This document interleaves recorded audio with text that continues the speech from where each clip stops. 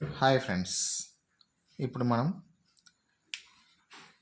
2x 4y y 9x 5x 10y. ఇప్పుడు దీని value ఎంత ఉందో ఎలా కనుక్కుందామో చూద్దాం. ఎక్స్ని మనం ఏమనుకున్నాము? డోరామ్యాన్ అనుకున్నాం. వైని ఏమనుకున్నాము? లోపిత అనుకున్నాం కదా.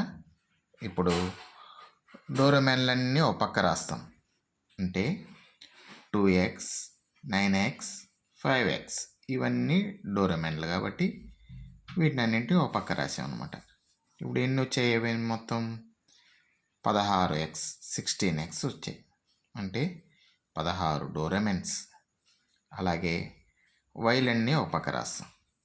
4y y అంటే 1y అని అర్థం కాబట్టి 1y. ఇంకే y ఎక్కడున్నాయి? 10y. ఇప్పుడు వైని ఏమనుకున్నాము? లోపిత అనుకున్నాం.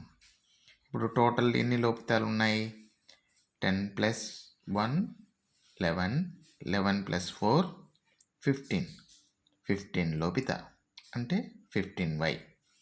టోటల్ ఆన్సర్ ఎంత వచ్చింది మనకి?